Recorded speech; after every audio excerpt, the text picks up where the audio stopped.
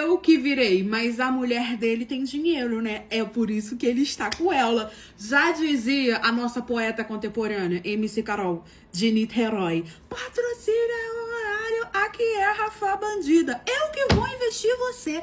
Eu que vou mudar a sua vida. Gente, sabe o que mais me choca? É que, irmãs, já se passaram 5 anos. Eu tô com esse Jurandir já tem 5 anos. E as pessoas continuam hablando. Eu continuo recebendo prints, porque as pessoas não superam. E parece que eu tirei o Brad Pitt do mercado, gente. Calma, nem é isso tudo. Vamos seguir com a vida. Eu acho isso inacreditável. E o que mais me choca são as pessoas acharem que eu não vou receber, que eu não vou ficar sabendo. Mas eu fico sabendo. E eu fico só rindo porque eu não dou moral pra pouca bosta. Entendeu? Não vou contar pra vocês o que aconteceu pra gente poder rir juntinhas aqui. Fazer dinheiro, galera. Vamos fazer dinheiro. Pois bem, como vocês bem sabem, eu sou casada assim, morando junto, né? Juntei os trapinhos de bunda com o Jurandir. Já tem mais ou menos uns 5 anos. Agora em março faz 5 anos. Vai dar 5 anos. E aí, meu querido digníssimo era mais rodado que pratinho de micro-ondas de padaria em horário de pico final do ano. E sempre tem uma candenga que perturba a minha vida. No início, gente, eu era muito perturbada. Nossa, diariamente, me chamavam de corna, criavam um perfil, botavam foto minha com chifre, falava, tô aqui com teu marido, me mandava mensagem meia-noite, tô aqui com meu marido, ele deitado na minha cama dormindo, porque as pessoas não sabiam do nosso relacionamento, né? Que a gente tava basicamente morando junto. Então achava que ele tava em casa e ele mandava mensagem pra criar confusão, falando, ele tá aqui comigo, ele deitado do meu lado. Eu olhava assim e falava, gente, deve ser um clone. Ou estão desequilibration da cabeça.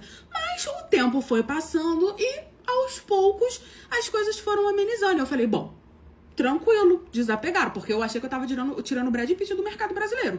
Eu falei, não é possível. Eu tirei o mais de tudo quanto é lugar. Deve ter a varinha de Hogwarts do tamanho do universo, porque é só o que me falta. Tranquilo, né? Aí, outros dias, eu estava aqui, linda e bela, vivendo a minha life, e recebi um print de uma querida chamada de Cremilda falando assim, ai, mas a mulher dele tem dinheiro, né? Por isso que ele tá com ela, por isso que esse relacionamento dura muito tempo. Ai, gente, eu acho muito engraçado que as pessoas, elas não sabem do seu relacionamento, mas as pessoas, elas gostam de falar do seu relacionamento, né? Nunca banquei ninguém, nunca bancarei ninguém. E não sei de onde as pessoas tiram isso de, ai, porque ela tá milionária. Gente, não estou milionária. Ainda, né, se Deus quiser um dia profeta isso na minha vida, né, Deus diga amém, mas não estou milionária não, do jeito que o povo pensa não, tá bom? Trabalho igual uma safada pra poder fazer a minha rendinha. Obviamente que hoje em dia ganho mais do que quando ele me conheceu, sim, porque quando ele me conheceu eu tava desempregada, eu tinha acabado de entrar na empresa dele, então basicamente nós nos conhecemos, nós ganhávamos a mesma coisa, viemos morar junto, dividimos tudo. Depois disso, passou mais ou menos uns 2 anos que a gente estava trabalhando nessa empresa. E quando eu decidi sair dessa empresa para fazer estágio, eu não era blogueira, para fazer estágio no Tribunal do Rio, porque eu queria ter um estágio na minha área, porque eu faço faculdade de Direito, que não vou mais seguir, mas na época sim. Eu conversei com ele porque o meu salário seria de R$800. Ele falou assim, pode ir que eu seguro. Eu saí do meu emprego que eu ganhava, tipo, 3 mil, quase 3 mil, e fui para um emprego onde eu ganhava R$800. Quem que vocês acham que arcava com a maioria das coisas? Pois é, né? E detalhe, quando o meu queridíssimo me conheceu, eu não era blogueira. A gente nunca pensou que eu um dia viraria blogueira. E aí eu virei blogueira e ele nem gosta de aparecer. É uma luta pra gravar vídeo com ele. Ele trancou o perfil dele. Ele não é uma pessoa pública, ele não gosta, entendeu? Ele sempre trabalhou, nunca ficou sem emprego, nunca ficou desempregado, pobre. Sempre trabalha, corre atrás das coisas dele, tem o dinheirinho dele, ganho mais do que ele? Sim. Isso é um problema? Não, porque ele também já ganhou mais do que eu. Mas aí sempre vem uma querida falar, não, mas é porque ela tem muito dinheiro, por isso que ele está com ela. Não, amor, não é por isso. Tem um negocinho aqui que eu faço, entendeu? Um negocinho que eu vou salientar, só que ele adora, meninas, é que tu não vai acreditar. Pois é, até hoje, 5 anos já. E a gente ainda arde no fogo do inferno aqui na nossa residência. Então é sempre a mesma coisa. Não, mas ele banca, não, mas não sei o quê. Ninguém banca ninguém, amor. Fica tranquila, a gente tá vivendo a nossa vida muito bem aqui, tá bom? Nosso casamento tá ótimo. Eu acho inacreditável. Aí eu vi que eu ataco pra vocês que as pessoas ficam se doendo até hoje. Vá viver, gente! Pelo amor de Deus! Mas vou falar um negócio. Não tô presa a ninguém, não. Nem ele presa a mim, tá bom? Manda, em vez de vocês ficarem perturbando, falando de mim, enchendo porcaria do meu saco, faz o seguinte, manda mensagem pra ele. Aí, se ele responder, você só me printa que eu libero pra você. Entendeu? Simples assim, tranquilo, na paz de Jesus Cristo. Mas é isso, eu que vou investir você agora. Eu terminei com a minha namorada porque ela estava furianfando com o IA.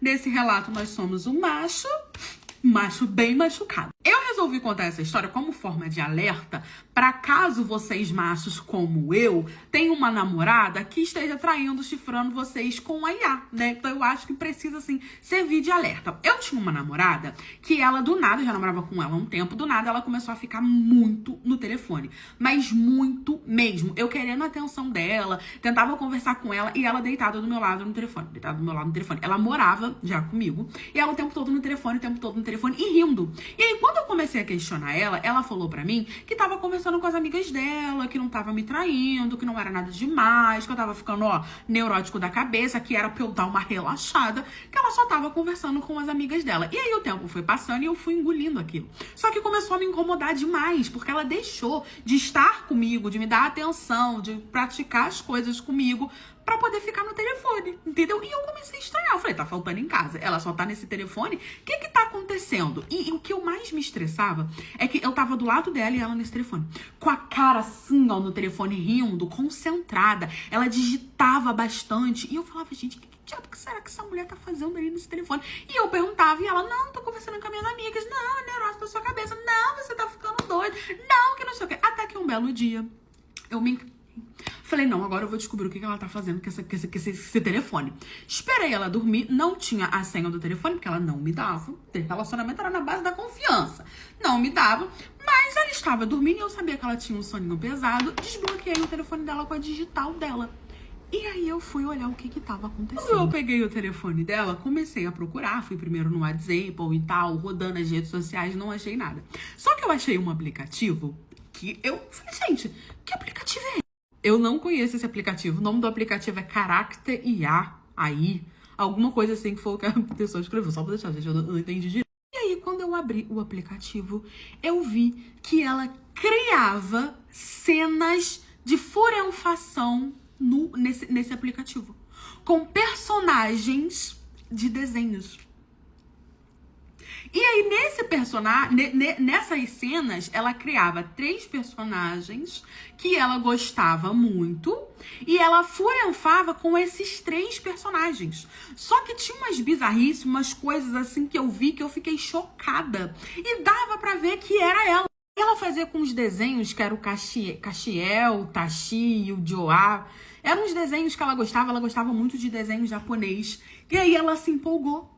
E ela começou a criar essas cenas. Por isso que ela ficava digitando, por isso que ela ficava tão concentrada, rindo, vendo. Porque ela criava essas bizarrices, eram umas bizarrices, assim, muito absurdas. Quando eu vi aquilo, eu fiquei chocada. Aí você imagina a cena. O macho machucado, sentado na cama, olhando o que a namorada criou, sabendo que nunca vai poder dar aquilo ali pra namorada. Ela deitadinha. Gente, é uma galha. Eu considerei um chifre, fiquei revoltado. Acordei ela, comecei a jogar na cara dela. E ela falando que não, negando, eu peguei o telefone dela, mostrei, falei que eu tinha visto tudo, fiquei revoltado, terminei com ela, falei, você vai arrumar suas coisas agora, de madrugada, você vai arrumar suas coisas agora e eu vou te levar embora. Levei ela pra casa dos pais dela, ela me manda mensagem o tempo todo me pedindo pra voltar, só que eu não quis porque eu considerei uma traição e as bizarrices que ela criou me assustou muito, eram umas cenas assim bem exóticas, com uns teores assim bem duvidosos e aquilo me assustou muito, ela me manda várias mensagens chorando e eu não quero. Então que fique de alerta aí, vocês considerariam traição?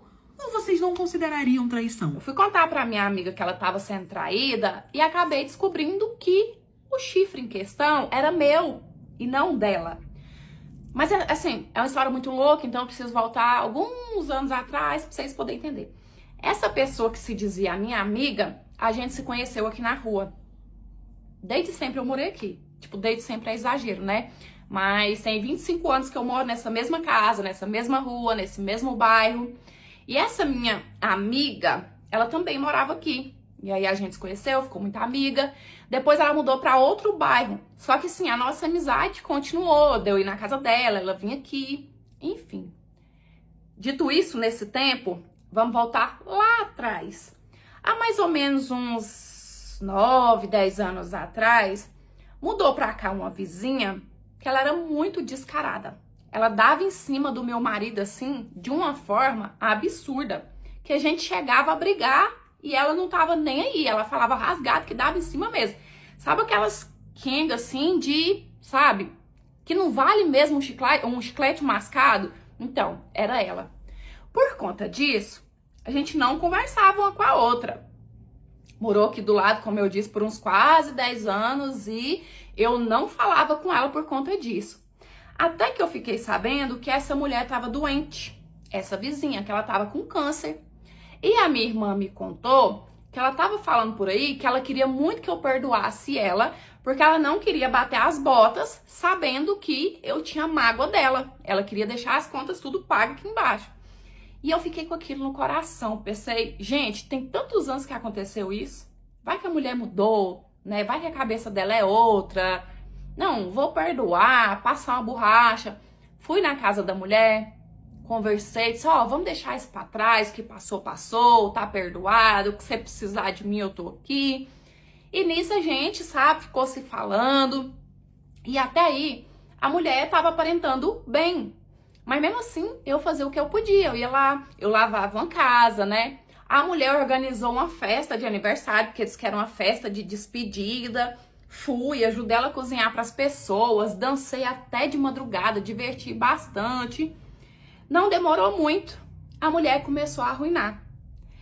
E de família aqui, que eu sei, essa mulher só tinha uma irmã, que também vai entrar na história, e uma mãe. Então, assim, quando ela arruinou, eu ia muito ajudar ela. Eu fazia uma sopa pra ela, eu lavava uma casa pra ela. Chegou ao ponto que até limpar a mulher, eu tava limpando. Porque quando eu tava indo muito cuidar, a irmã dela meio que foi ficando de boa.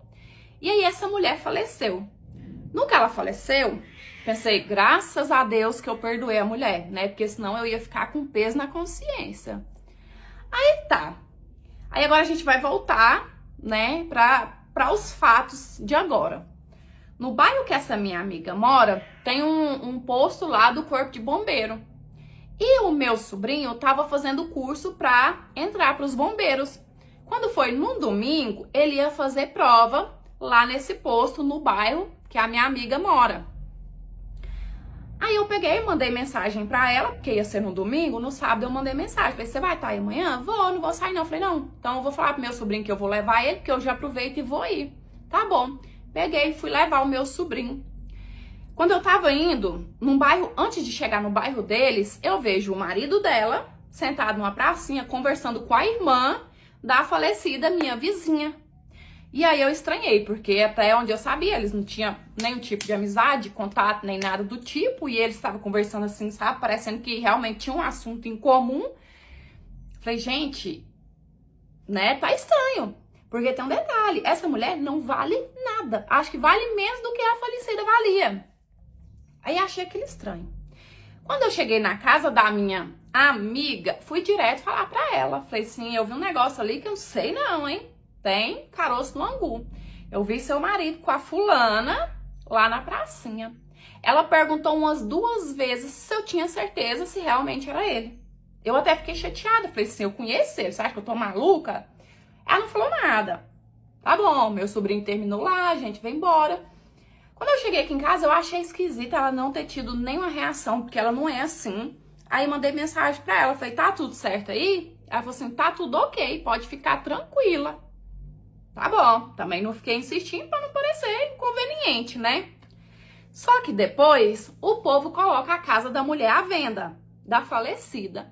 E aí, um belo dia, por coincidência, eu vejo uma publicação no Facebook, no grupo de venda, vendendo a casa. Mas adivinha quem que tava fazendo lá, quem que fez o post lá? Quem que tava divulgando? O marido da minha amiga. Falei, não tem dúvida. Ele tá de casa com ela. Ele tá de casa com essa irmã da falecida, porque... Pra quê? Por que que ele ia vender essa casa? Ele não trabalha com isso, ele não ia ganhar comissão. Então eu printei e eu mandei pra minha amiga. Falei assim, olha, tá estranho, agora eu tenho certeza que tá rolando alguma coisa. Ela falou assim pra mim que eu deveria deixar aquilo pra lá, que eu deveria parar de procurar problema onde não tinha e largar aquilo quieto. E aquilo meio que mexeu comigo, sabe? Falei assim, não, então tá, se você aceita, é o seu casamento, o seu marido, quem sou eu pra falar alguma coisa, né? Beleza. Mas no que eu falei isso, ela grilou e ela falou assim pra mim, eu tentei te defender, mas você quer saber? Esse chifre é seu e não meu. Aí eu fui descobrir tudo pela boca do marido dela. Sabe a mulher, a defunta? Meu marido teve caso com ela 9 anos. 9 anos. E eu não sabia. E a minha amiga sabia. E sabe por que que o marido dela estava fazendo tudo para essa mulher? Porque, assim, a irmã dela sabia que a minha amiga sabia. E ela precisava de ajuda para poder lidar com essas coisas. Vender a casa, fazer inventário, essas coisas. E ela foi pedir ajuda justamente pro marido da minha amiga. Eles não querendo se envolver, ela falou para eles que ou eles ajudavam ou ela ia me contar que a minha amiga sabia do rolo deles e nunca me contou. Aí minha amiga, para me proteger, colocou o marido dela para ajudar essa mulher a vender a casa logo. Olha, foi muito custo para eu conseguir recuperar a minha vida, voltar a viver, porque assim, foi um baque muito grande. Na cabeça dessa pessoa que se dizia minha amiga, tudo isso que ela fez foi para simplesmente me proteger, porque ela não queria que eu sofresse. Veja bem, 9 anos sendo traída embaixo do meu nariz, cuidar da mulher até o último dia de vida dela, sendo que ela estava com o meu marido e a minha amiga sabia. Sendo que o dia que eu desconfiei que o marido dela estava de caso, a primeira coisa que eu fiz foi correr e contar para ela sem nem pensar. Então, assim, por mais que ela, sabe, venha com esse papo de que, ai, foi por você, foi porque eu te amo, nada enfia isso na minha cabeça. Hoje eu vim contar do mistério da moça que trabalhou aqui em casa. Eu moro num condomínio, tem 18 anos, nesse mesmo condomínio. E nessa época, tinha uma moça que dava faxina aqui em casa uma vez por semana, só pra poder me ajudar mesmo. E ela não trabalhava só pra mim, ela trabalhava em várias outras casas aqui no condomínio. Então, por conta disso, a gente tinha um grupo, né, de donas de casa, onde a gente falava coisas assim do tipo, sobre ela e tal. Ai, fulana, pode trocar de dia comigo, entendeu? Mais ou menos isso. E aí, quando foi um dia, e assim, essa menina, ela era impecável. A faxina dela era impecável. A gente não tinha dor de cabeça com ela, com nada, sabe? Com pagamento. Tipo, eu, particularmente, eu sempre gostei de trabalhar assim. Ela trabalhou hoje, eu pagava. Trabalhou amanhã, eu pagava, entendeu? E nunca tive nenhum tipo de problema, e nem as outras mulheres. Só que quando foi um dia, ela chegou aqui em casa, ao invés dela trabalhar, ela foi, arrumou um pão pra ela, até aí tudo bem, colocou uma xícara de café, até aí tudo bem, foi pro sofá, procurou alguma coisa na televisão e ficou ali. Deu 1 hora, a mulher ali, nada. Deu 2 horas, ela sentada naquele sofá. Deu 3 horas, ela sentada naquele sofá. E, tipo, ela passou o dia todo assim. No final do dia, ela simplesmente agradeceu, se despediu e foi embora. E nem pediu dinheiro e nem tinha dinheiro pra acertar também. Sabe quando você passa por uma situação que é tão fora do comum que você simplesmente não consegue ter reação? Fui eu naquele dia. Eu fiquei chocada, eu não consegui falar nada, eu não consegui perguntar, eu simplesmente fiquei paralisada. Mandei no grupo das donas de casa ali o que tinha acontecido e 2 mulheres falaram pra mim que tinha acontecido a mesma coisa. Que ela chegou na casa delas e fez exatamente igual que ela fez aqui em casa. E a gente ficou uma comentando pra outra, mas o que aconteceu? O que deu na cabeça dela? Ninguém falou nada. Bom, quando foi o próximo dia dela dar faxina aqui em casa, ela veio, trabalhou normalmente, como se nada tivesse acontecido. Eu não consegui tocar no assunto. Tive essa dificuldade. Fiquei com vergonha, fiquei desconfortável, constrangida. Ela trabalhou normal, fez o serviço dela, paguei, agradeci e ela foi embora. Já mandei logo no grupo. A fulana apareceu aqui hoje, trabalhou normalmente. No dia anterior, ela também já tinha trabalhado na casa de uma outra moça aqui do condomínio. E as outras 2 que tinham passado por isso, relatou também que ela tinha trabalhado normalmente. E ficou aquele bochicho, o que aconteceu, o que aconteceu. Nisso, uma outra dona de casa que não tinha acontecido nada, disse que perguntou pra ela, olha, eu tô sabendo que aconteceu isso na casa de fulano, o que aconteceu, você pode me falar? Aí disse que ela só falou assim, não, eu queria saber como que é ser patroa por um dia. Mas no caso não foi por um dia, né? Foi por 3 dias, porque ela não fez isso só aqui em casa. Depois disso, essa mulher desapareceu. Desapareceu. E foi uma coisa muito esquisita. Primeiro, ela chega na nossa casa, age assim como se fosse uma patroa, sei lá o quê, passa o dia sem trabalhar e simplesmente vai embora. Chega na casa de outra do mesmo jeito, a mulher levanta da casa dela para trabalhar, chega no serviço e faz simplesmente isso e depois some. E a gente ficou todo mundo encucado. O que aconteceu com a mulher? Gente, a mulher não deu uma satisfação, não ligou, não mandou uma mensagem. E depois de uns dias assim, a gente nessa curiosidade, nesse mistério, uma moça do grupo, que ela também trabalhava para ela, se lembrou que ela tinha um número da irmã dela numa agenda. Ela falou assim que um dia ela tinha passado mal lá, pegou o número da irmã dela e falou assim que queria deixar registrado por um caso de emergência ela ter alguém para ligar, né? Porque como ela tinha passado mal naquele dia, ela ficou preocupada. Daí, uma das de nós que tinha acontecido aquele fato falou assim, passa para mim que eu quero mandar mensagem para ela. E ela pegou e mandou. Então, fulana sumiu, nunca mais apareceu aqui em casa, não apareceu na casa de ninguém. O que aconteceu? Ela tá bem. E a irmã dela falou o seguinte, é que a minha irmã ganhou um prêmio na loteria e abriu um negócio próprio. Ela não vai trabalhar, fazer faxina mais. Ela não vai trabalhar, né, para terceiros mais. Agora ela só vai trabalhar para ela junto com o marido dela.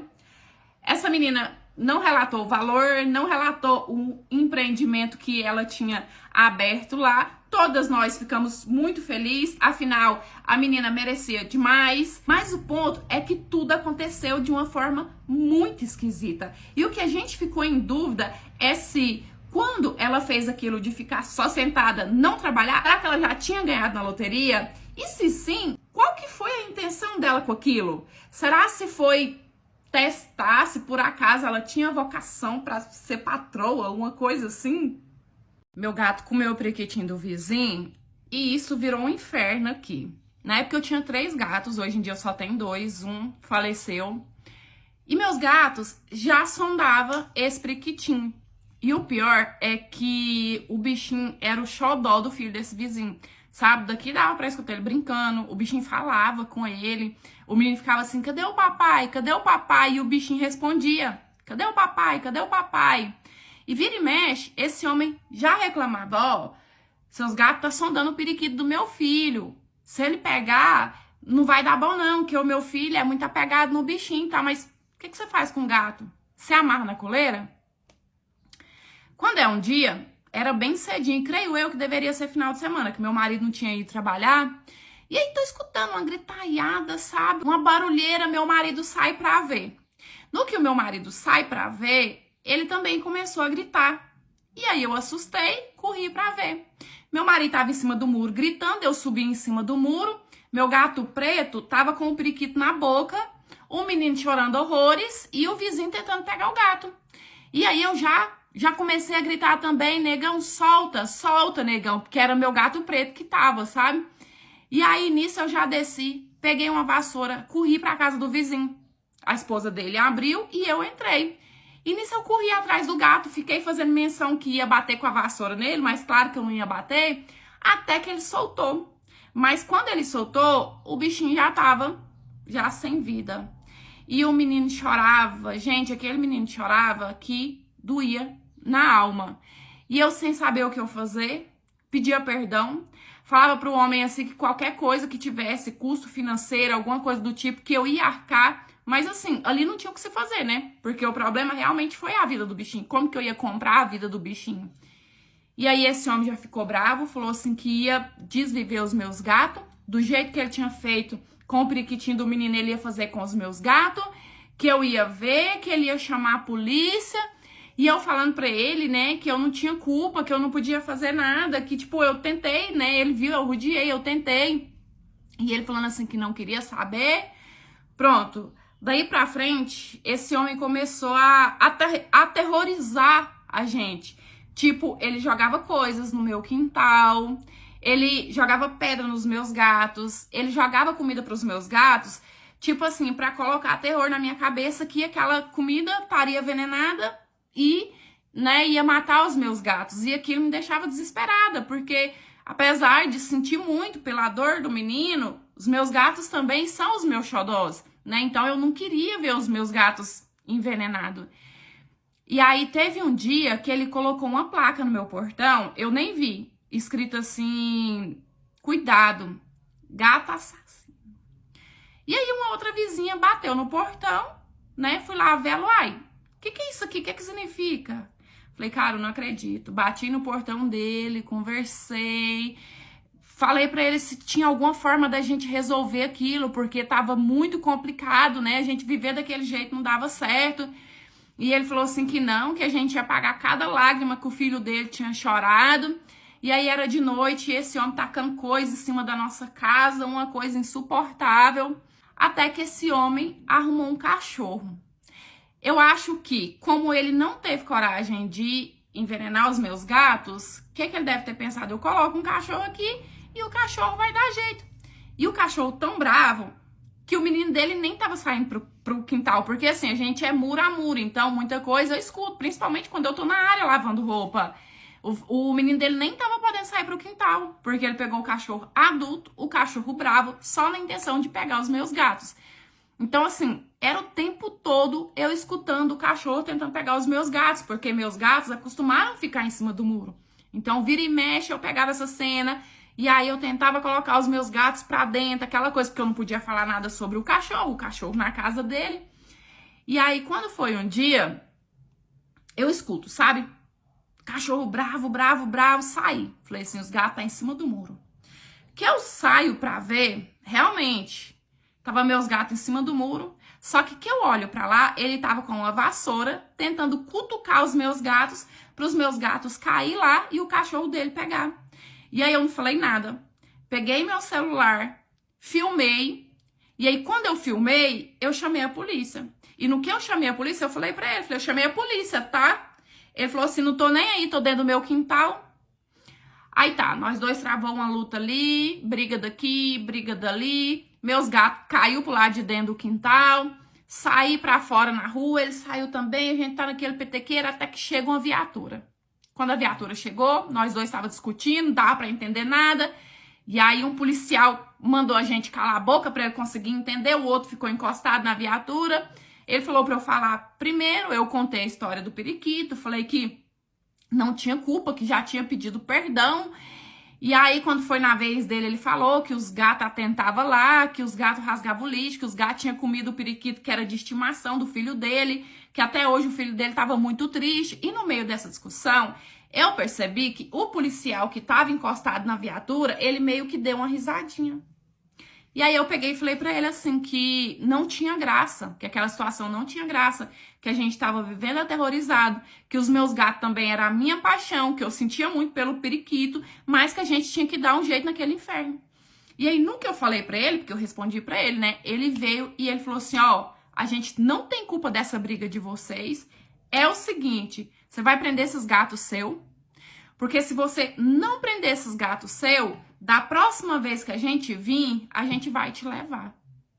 Aí eu falei, tá, mas e se eu prender meus gatos? Se eu der um jeito, sei lá que jeito, e prender meus gatos, e ele continuar enchendo o saco, continuar me atormentando, o que vocês vão fazer? Aí ele pegou e falou assim, aí o negócio vai ser com ele. A gente vem e leva ele.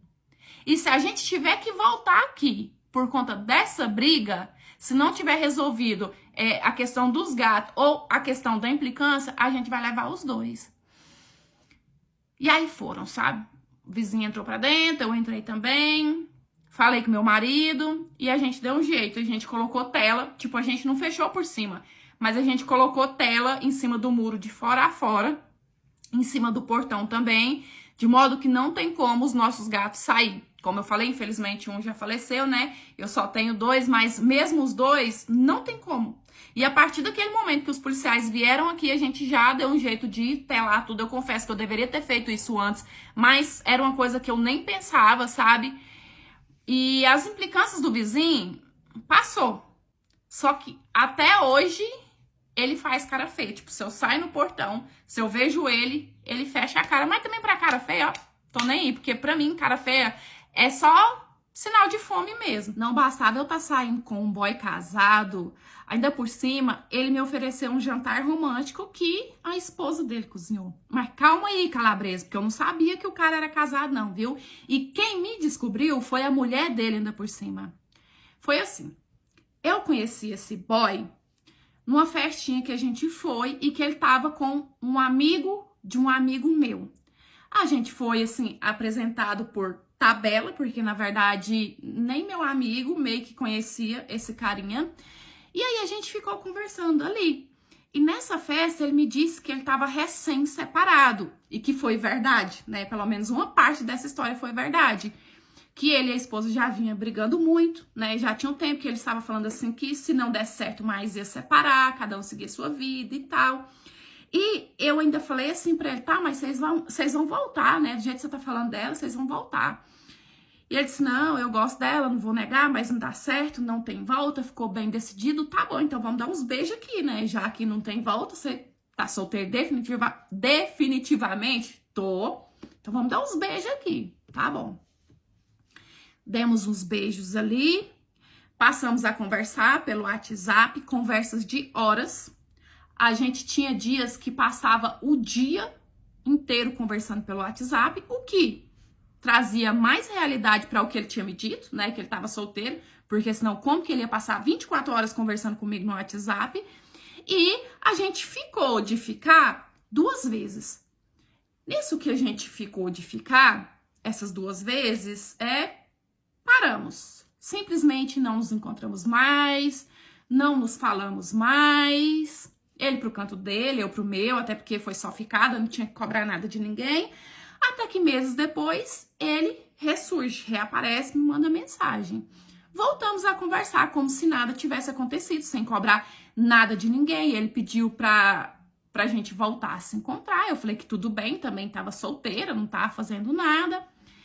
E nesse voltar a se ver, a sair, ele falou assim pra mim, ó, você sabe que não tem muito tempo que eu separei, né? Assim que a gente se conheceu, eu te contei.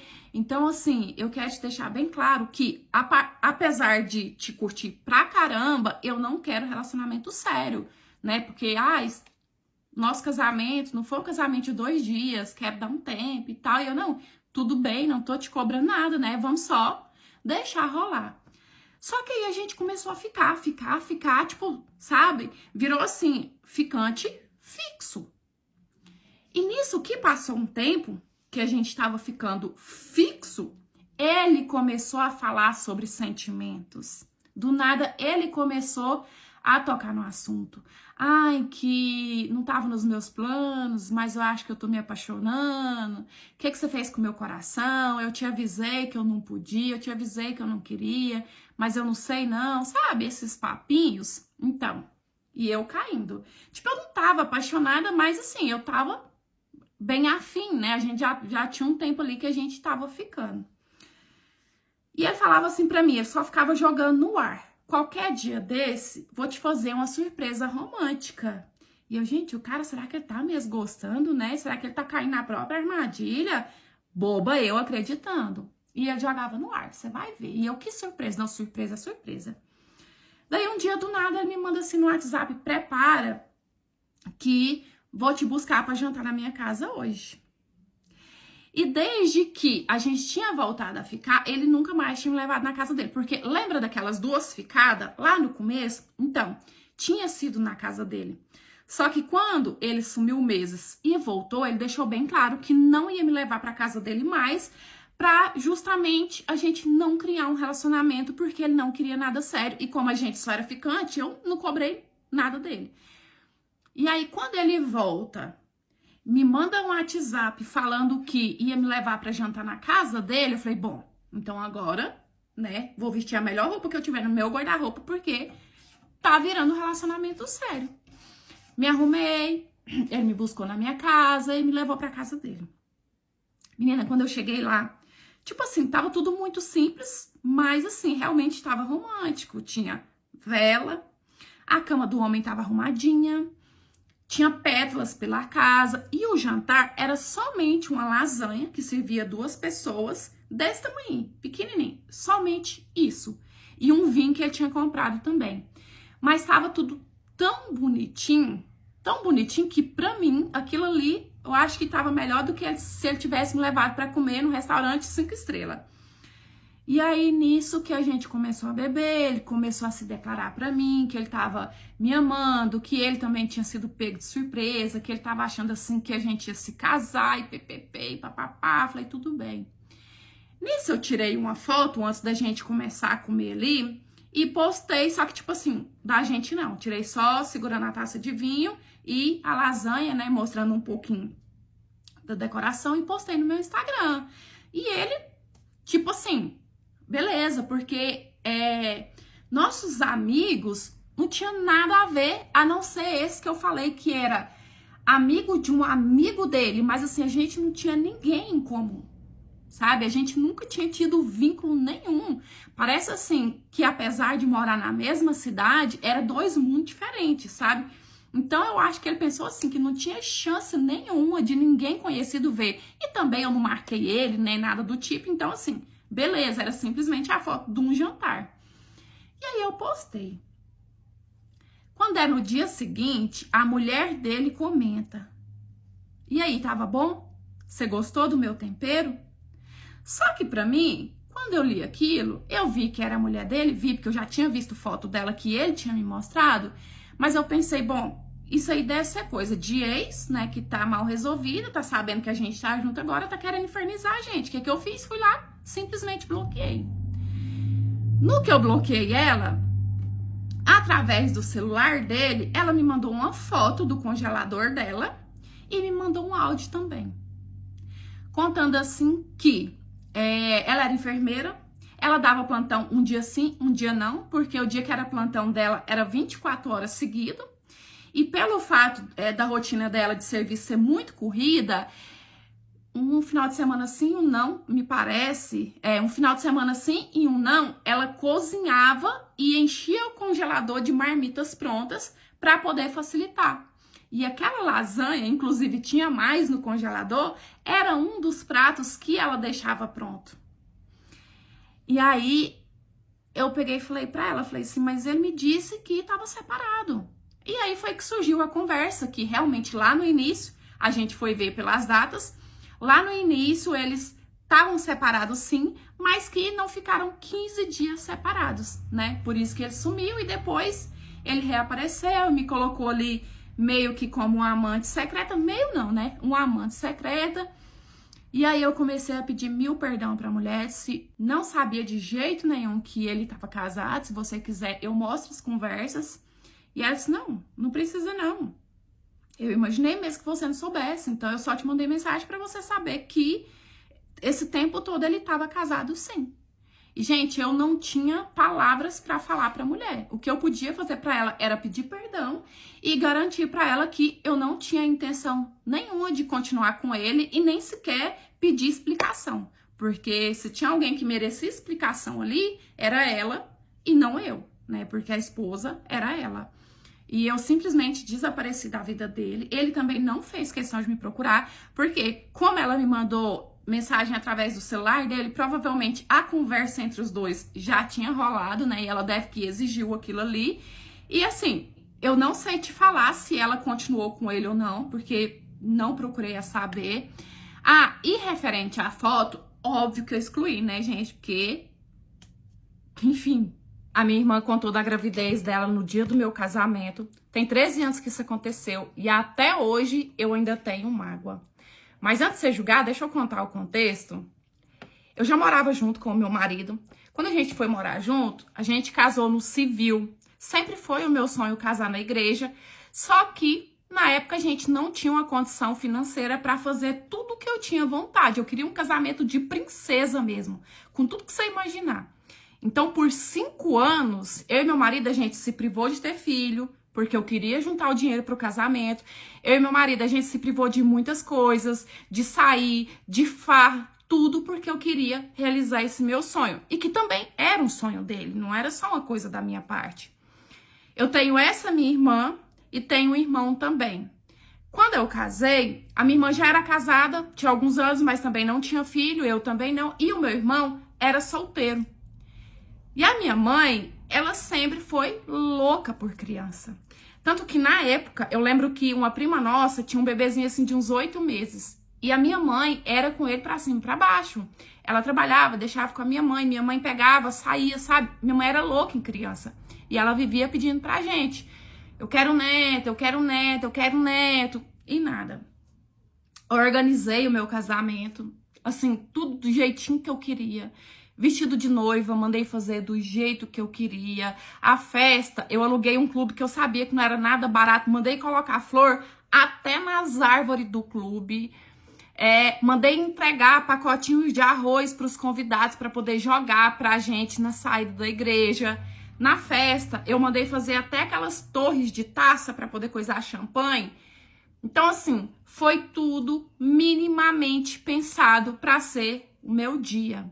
Contratei um fotógrafo, falei assim, ó, eu quero que você tire foto de todos os momentos, da minha saída da igreja, dos convidados, os convidados vindo me parabenizar, eu quero que você tire o máximo de foto que você conseguir. Ok, meus irmãos foram um dos padrinhos e madrinhas, os irmãos do meu marido também, obviamente. A gente se casou na igreja, até aí tudo perfeito. Uma amiga minha que cantou para eu poder entrar. Então, assim, você vê o tanto que foi tudo bem detalhado.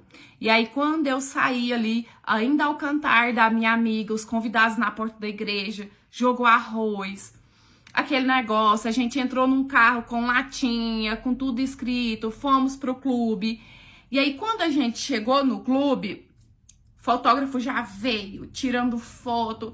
E sabe quando você se sente especial? Era assim que eu queria. Eu queria simplesmente sentir que aquele dia era apenas meu e do meu marido. Eu queria que as atenções fossem para mim e para o meu marido.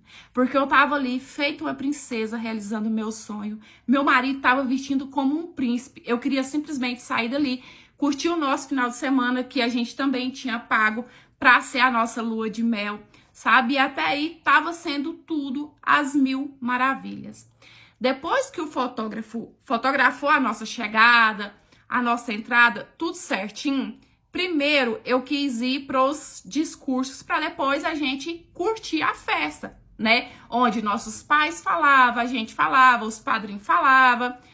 E aí eu fiz um mega discurso, meu marido também, nossos pais. E aí chegou a hora dos padrinhos. Primeiro seria os meus, depois seria o deles. E se mais alguém quisesse falar alguma coisa, estaria aberta ali, né? Para amigos, né? Enfim. Meu irmão falou, nada demais, quase não demorou, homem, vocês sabem do jeito que é. E aí chegou a vez da minha irmã. Minha irmã fez um discurso tão lindo que eu chorei. Que ela tinha escrito, sabe, para mim, para o meu marido, tudo muito assim, porque a gente sempre se deu muito bem. Não tinha nada, nunca teve nada entre a gente. E aí, antes da minha irmã finalizar aquele discurso dela, que, cara, ela não deveria ter cagado daquele jeito, ela falou assim que ela tinha uma surpresa pra mim. Ela falou assim, fica aqui que eu tenho uma surpresa pra você. E detalhe, todo esse discurso a gente fez ali na frente de todo mundo, com o microfone, todo mundo vendo, se emocionando. E aí vem a minha irmã com uma caixinha. Quando eu abro a caixinha, encontro lá dentro uma chupeta e ela falou assim, parabéns, você vai ser titia. Na hora que eu abri, que eu vi a chupeta e ela falou assim, parabéns, você vai ser titia, a única coisa que eu vi foi um vulto, que era no caso a minha mãe, rapidamente pulando em cima da minha irmã, abraçando, chorando. Ai, eu não acredito que eu vou ser vovó. E chorava, e chorava. E aí veio todo mundo, veio o marido da minha irmã, veio meu pai, e aí primas, e aí todo mundo pra cima dela, parabenizando, e eu querendo que aquilo passasse logo, porque eu queria terminar aquele discurso pra gente curtir a festa, só que aquilo não parava, todo mundo queria vir, todo mundo queria parabenizar a minha irmã pelo fato de que tinha muitos anos que ela era casada e não tinha filho, assim como eu também estava casada há 5 anos e não tinha filho. Então, assim, muita gente, a minha mãe não parava de chorar, o meu pai ia comemorar, o meu pai pegou champanhe, estourou champanhe comemorando, fizeram uma festa à parte. Eu fiquei super feliz, imensamente feliz de ser tia. Mas ela tirou a minha atenção. Ela tirou o meu momento. Aquele ali era o meu momento. Eu esperei anos pelo aquele momento. E aí ela viu que eu fiquei parada e depois daquela montoeira toda, ela perguntou se eu não tinha gostado. E eu falei que sim, né? E tal. E as fotos, se você ver o álbum das fotos, existe eu, antes desse acontecimento, com um brilho, com um sorriso de orelha a orelha, sabe? Dava pra ver nas fotos que eu tava realizando um sonho. E existe eu, depois desse acontecimento, murcha, sem graça, magoada. Dá pra ver nas fotos. Se você bater o olho, você vai saber qual que foi o momento depois desse acontecimento. E aí, até então, eu nunca falei pra minha irmã, até por conta da gravidez, né? Pra não interferir em nada, esperei passar aquele momento da felicidade. Enfim, deixei passar mesmo com mágoa no coração por conta disso. E aí, quando eu engravidei, foi quando eu toquei no assunto com ela. Pois é, né? Você lembra quando você anunciou a sua gravidez? Era no meu momento. Poxa, eu fiquei assim, assado. Sabe o que ela falou pra mim? Ela falou assim que nunca pensou na vida que eu teria ficado chateada porque ela tinha preparado aquela surpresa pra mim. Aquela surpresa pra mim. E eu, tipo... E eu que bebi demais, liguei pro meu ex e no final das contas fui parar na cama dele, junto com ele e com a outra pessoa. Desde o meu primeiro namoro, eu já era completamente dependente emocional. Quando eu tava namorando, eu tinha que estar com a pessoa, eu tinha que falar com a pessoa, eu tinha que sentir que a pessoa realmente fazia questão de mim, que a pessoa realmente estava comigo porque me amava. E se passasse pela minha cabeça que isso não era verdade, eu entrava em pânico, eu chorava, eu ligava e eu desesperava, pelo amor de Deus, eu te amo. E com esse relacionamento, parece que foi ainda pior, porque a gente namorou por muito tempo. A gente namorou por quase 4 anos. E o nosso namoro dava certo. Por quê?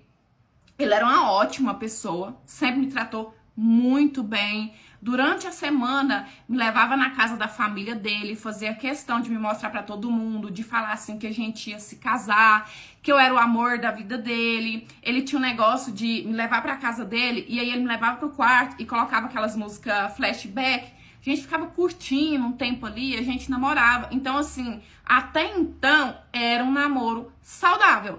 Mas por que que dava certo? Porque a maioria dos finais de semana, ele saía sozinho. E eu ficava sabendo. E aí, nos finais de semana que ele saía sozinho, eu ficava sabendo que ele aprontava.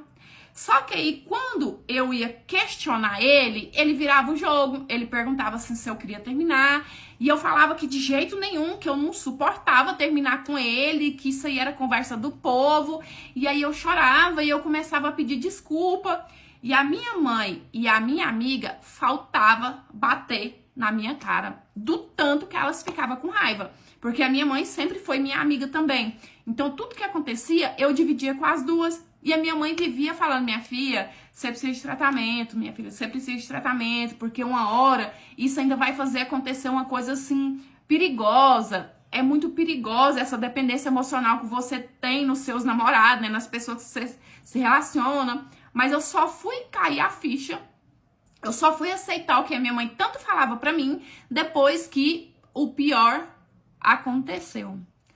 Teve uma vez que veio uma família dele pra cá. A família de outro estado veio pra cá e ficou na casa dele.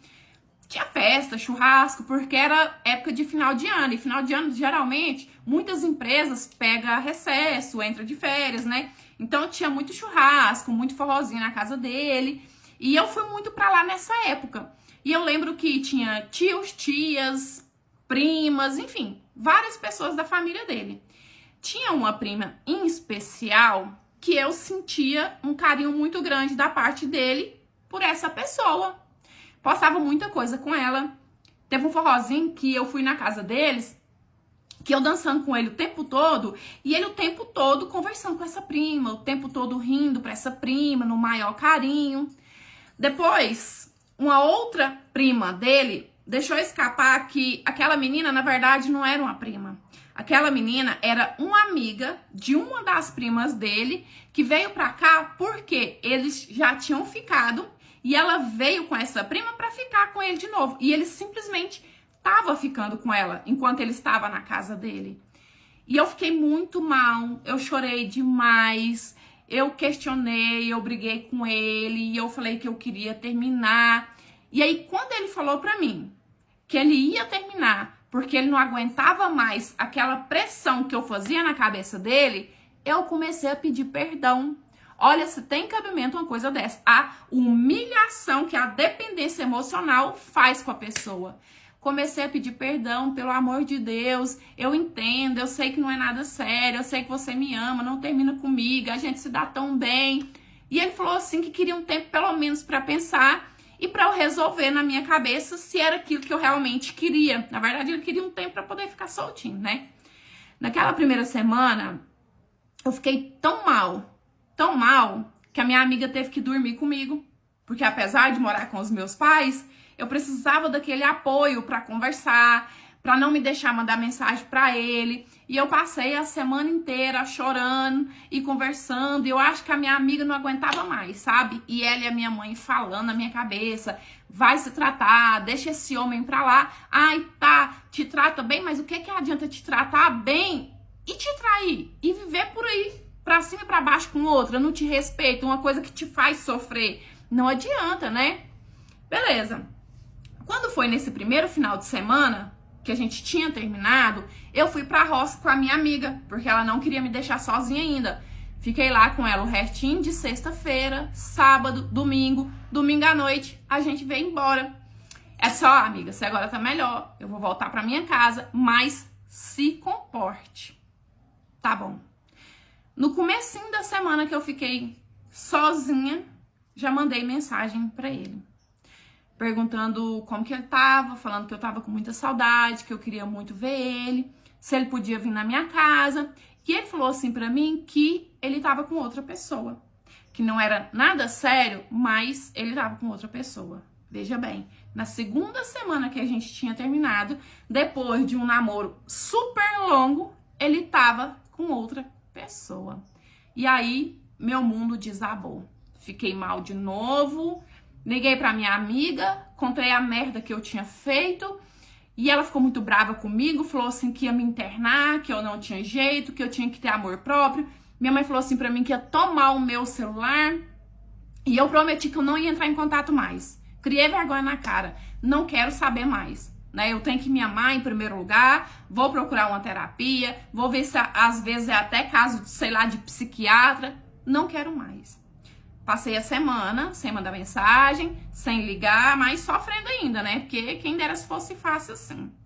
Quando foi no próximo final de semana, teve o baile da Morena, onde ia ter espécie de um concurso de dança, apresentação, esse tipo de coisa, sabe? E a minha amiga ia apresentar. Então, meio que tinha a obrigação de ir. Eu não tava no clima de festa, de baile, de nada. Mas era muito importante pra ela. Então, eu fui. Assim que eu cheguei, como eu não tava em clima de festa e tava ali todo mundo festejando, dançando e tal, peguei logo um copão. Que copão que era? Whisky, gelo e energético. Mandei, tipo, muito rápido, sabe? Não fiquei bebendo devagarzinho, não. E nisso, a minha amiga ainda viu e veio falar comigo. Amiga, vai devagar, né? Ainda falta um pouquinho. Já, depois que eu dançar, eu venho te fazer companhia. Então, vai devagar, você não vai nem ver a apresentação. Mas eu ouvi? Não ouvi. Bebi aquele, bebi outro. E quando eu fui entrar pro meu quarto copão, que eu já tava assim, ó, porque muito rápido, liguei pra ele. E aí, nessa ligação, eu só lembro dele me falando que tava com outra pessoa, mas que se eu quisesse, ele ia me buscar. E, tipo, ficou tudo confuso na minha cabeça. Eu sei que eu respondi que eu queria, pedi pelo amor de Deus pra ele me tirar dali, que eu precisava ver ele. E ele me buscou no baile e me levou pra casa dele. E na casa dele, eu tenho assim, ó, peças de quebra-cabeça, que depois tudo vai montando, mas na hora você não consegue ligar uma coisa com a outra. Lembra que eu cheguei, eu vi uma pessoa, eu lembro dele me apresentando pra pessoa, mas eu não conseguia nem ver o rosto, eu não conseguia... É como se fosse aqueles sonhos que você não consegue ver rosto, você não consegue distinguir o que é realidade, o que é sonho. Então, eu só lembro que eu acordei 4 e pouco da manhã, deitada com ele num colchão no chão e com outra mulher, nós três. E eu completamente sem roupa. Não só eu, como os dois também. Aí eu levantei, fui no banheiro, que eu acordei porque eu tava com muita vontade no banheiro, né, de fazer xixi. Quando eu entrei no banheiro, falei, puta que pariu, o que que eu fiz?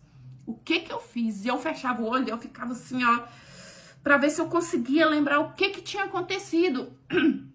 Eu pude deduzir pela situação que eu acordei e vi ali, mas eu queria lembrar de fato o que que tinha se passado. E eu não conseguia lembrar, E aí eu queria sair dali, começou a me dar uma crise de ansiedade, porque eu ainda, né, pra completar, sofro de crise de ansiedade, hoje bem menos com o tratamento. Começou a me dar falta de ar, eu não conseguia respirar, e eu querendo chorar, e eu tentava sozinha naquele banheiro fazer exercício pra melhorar aquela crise de ansiedade. Peguei o telefone, liguei pra minha amiga, claro que ela não atendeu, porque 4 horas da manhã, provavelmente o celular tava no silencioso, e eu, o que que eu faço? Lavei o rosto, molhei, passava água no pescoço, tentava controlar, bebi água na torneira do banheiro mesmo, até que eu falei assim, não importa, eu vou chamar o Uber, porque eu tava com medo de madrugada, mas eu precisava sair dali, eu precisava sair dali. Procurei a minha roupa, vesti a minha roupa, chamei o Uber e, ó, vazei dali, sem esperar ninguém levantar. E aí, quando eu cheguei em casa, fui tomar banho e chorar. Caraca, o que que eu fiz? Eu sou um lixo, eu sou um nojo, eu sou um nada, eu não me amo. E eu louca pra minha amiga acordar logo pra eu poder contar pra ela, porque pra minha mãe, eu não ia ter coragem, né, de contar, assim, uma intimidade dessa. Até que quando foi 7 e pouca da manhã, eu consegui falar com a minha amiga, desesperada ainda. Amiga, pelo amor de Deus, não me julga. E ela, o que que foi? O que que você já aprontou? E eu peguei e contei. E ela, amiga, sem tentar te julgar, já te julgando, quantas vezes sua mãe disse que você precisava de tratamento, que ia acontecer uma coisa maior, que você ia se arrepender, mas já aconteceu. Agora é tentar dar a volta por cima, seguir em frente e não olhar pra trás.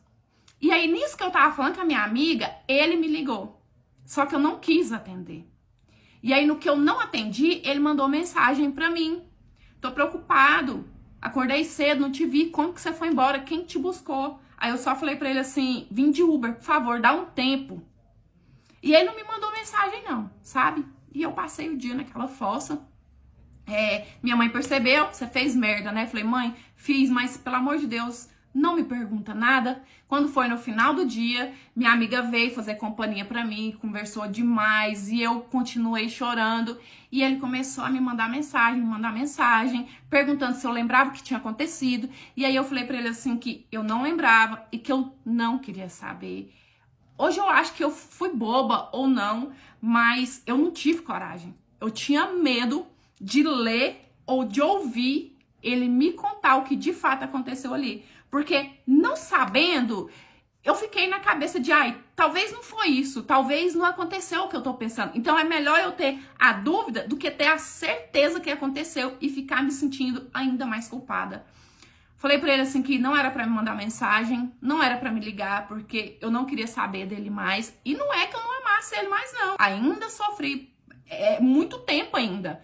Por muito tempo eu ainda sofri por uma pessoa que eu amava e que eu tinha dependência emocional. E, cara, sair de uma dependência emocional e ainda conseguir curar uma paixão, curar um amor, é uma coisa absurda de difícil. Mas eu ouvi a minha mãe, talvez um pouco tarde demais, fui pra terapia.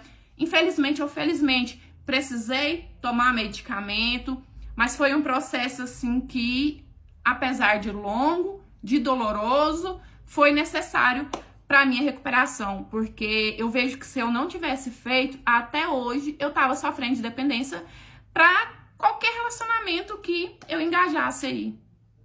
O dia que eu caí no golpe do gostosão da academia. O ano era 2012, eu tava com 23 anos e do nada eu falei, quer saber? Vou mudar meu shape. Comprei uns looks, comprei um tênis, fui e me matriculei na academia que tinha mais próximo do meu bairro. Com a vergonha, porque assim, quando a gente entra na academia, meio desengonçado, você não entende nada, a gente vai numa vergonha. Já de cara, me deparo com aquela grande estrutura, gente, e põe grande nisso, cara, um armário. Eu lembro que na época tinha sido a primeira vez que eu me deparei com alguém tão musculoso assim na vida real, que eu só tinha visto na televisão. Um moreno, sabe? Bem grandão, bem fortão mesmo. Eu lembro que ele só ia com uma calça de moletom, só que era grudadinha, que mostrava bem o traseiro, o quadríceps, sabe? A regata era daquelas bem decotadas que os fortão gostam. Enfim, além de bonito, o cara super gentil, educado, popular. Quando eu cheguei lá, eu pensei que ele trabalhasse na academia. Porque ele conversava com todo mundo, eu não via ele treinando, sabe? Eu via ele de pessoa em pessoa conversando, ajudando os exercícios. As meninas da academia, tudo gostava dele, tudo ria, brincava. Então, assim, realmente dava a impressão de que ele trabalhasse lá. E aí, a instrutora lá me ensinando, né? Mostrando a ter noção lá dos aparelhos. E os momentos que ela não tava perto, enquanto eu fazia qualquer coisa errada, ele vinha e me ajudava. E eu tipo, nossa, né, que legal, que gentil, que educado. E fora que eu tava, ai meu Deus, né, que estrutura. Só que assim, gente, momento nenhum eu me iludi que ele estivesse dando em cima de mim. Porque do jeito que ele me tratava, de forma educada, né, assim, alegre, despojado, atencioso, ele tratava todo mundo. Então assim, se ele estivesse dando em cima de mim, ele tava dando em cima da academia toda. E era sempre assim. Tanto que no terceiro dia que eu tava lá, eu já me sentia super amiga dele. Brincava, sabe? Ria, conversava. E ele sempre me ajudando. Por causa disso, dele tá ajudando ali, né? Assim como ele ajudava todo mundo, eu já comecei a pegar gosto assim logo de cara. Eu lembro até que teve um dia que eu perguntei, você trabalha aqui? Ele, não trabalha aqui não, eu estudo. Trabalho aqui não, eu treino, só que eu passo umas 4 horas aqui jogando conversa fiada e ajudando todo mundo, porque eu trabalho à noite, então durante o dia eu passo quase que o dia todo aqui, porque eu gosto. E eu, tá, e tal, enfim. Ele foi me ajudando, assim como ele fazia com todo mundo, até que chegou o ponto que ele falou assim, você agora já tá entendendo mais, já tem mais coordenação motora pra fazer o movimento dos exercícios, vamos fazer o seguinte... Eu vou escrever um treino próprio pra você e eu sei que você vai desenvolver muito mais rápido, porque você tem uma genética boa. Dá pra ver que você tem já o quadríceps ali parecendo que treinava, sendo que você nunca treinou, a panturrilha também é meio marcada. E aquilo ali incentivava tanto a gente, porque assim, se eu ouvir isso de uma pessoa que claramente entende, né? Porque se ele é daquele jeito, ele passou pelo processo pra ficar daquele jeito, significa que ele entende, gente, que ele aprendeu na prática. Então eu falei, claro, monta pra mim, você vai me ajudar. E o modus operandi dele era assim. Assim como ele criou esse treino, montou esse treino pra mim, ele montou também pra várias outras alunas que treinavam lá na academia. E aí ele passou uns dias me ajudando, me ensinando com aquele treino que ele tinha montado pra mim, sabe? E eu lembro que eu toda empolgada, falando pra todo mundo que eu tinha um personal particular, que o homem me ajudava nos exercícios, que ele tinha criado exercícios próprios pra mim. Vocês têm noção? Eu já saí com ele depois da academia pra ir pro parque que tinha lá perto, pra poder correr e alongar, do tanto que ele era dedicado pra poder ajudar todo mundo. E aí tá bom, eu acho que eu passei umas 2 semanas fazendo lá o treino que ele tinha montado pra mim, que realmente, gente, hoje parando pra lembrar um pouco, era um bom treino, mas eu acho que pra ficar uma coisa mais confiante, realmente tinha que ser, né? Porque senão podia acontecer de alguém entender um pouco e falar, não é tão assim. E aí depois disso, ele começou a falar sobre suplemento pra mim, que era uma coisa que eu não tinha muito entendimento.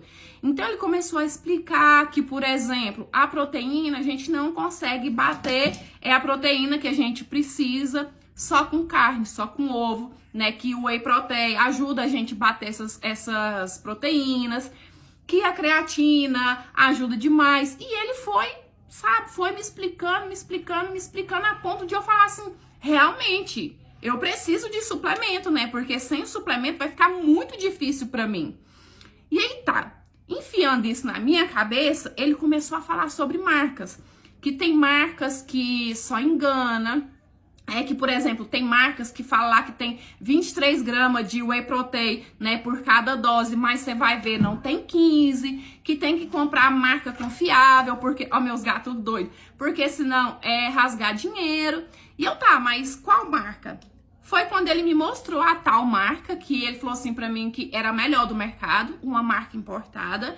E aí eu fiquei louca, eu falei assim, mas aonde eu vou comprar isso aqui? Eu não entendia de nada, não sabia onde eu ia comprar nem nada. Ele falou assim, ó, eu tenho um amigo que mora nos Estados Unidos e ele manda pra mim. Inclusive, lá é muito mais barato, eu já comprei pra vários amigos aqui. Se você quiser, você me passa o dinheiro, eu mando o dinheiro pra ele e ele envia pra mim. E ele falou assim, é uns 30 dias, às vezes até menos, já chega aqui. Aí eu falei pra ele assim, tá, então o que que eu compro? O que que você me indica? Ele falou assim, ó, pra começar, compra um whey, compra uma creatina e compra também um pré-treino, que é muito bom pra ajudar a dar um gás nos treinos. Falei, tá, quanto que fica? R$1.250. Achei caro? Achei.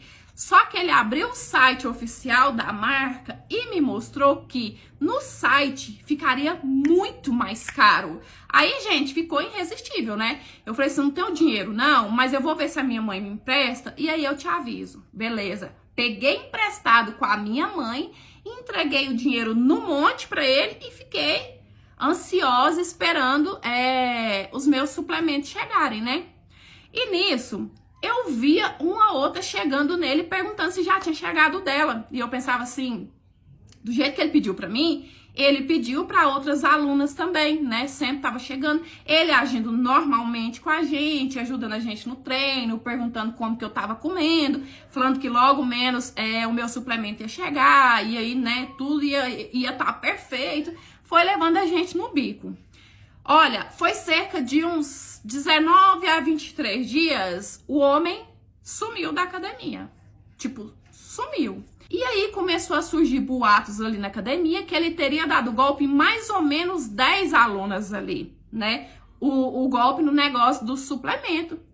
E eu, não, gente, não é possível, né? Ele é tão bacana e tal. Eu vi que ele me mostrou. E aí eu fui conversar com a recepcionista da academia. Falei assim, escuta, o fulano tem costume de sumir assim, de ficar um tempo sem aparecer? Ela falou assim, ó, não tinha muito tempo que ele treinava aqui não, tinha pouco mais de 30 dias. Então assim, a gente não conhece muito bem ele. Foi aí que eu caí na real, que realmente a gente tinha caído num golpe.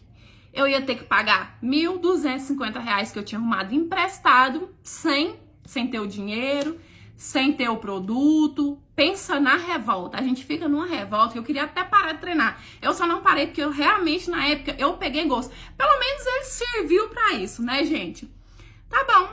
Quando a gente pensa que não, estoura na cidade, que não foi só na academia que a gente treinava, gente. Ele aplicou esse golpe em pelo menos 5 academias diferentes aqui na cidade e simplesmente evaporou. Ninguém nunca mais ouviu falar no gostosão da academia.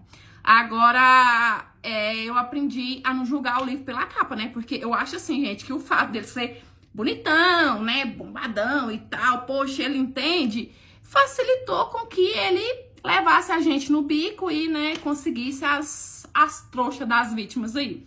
Que fica a lição.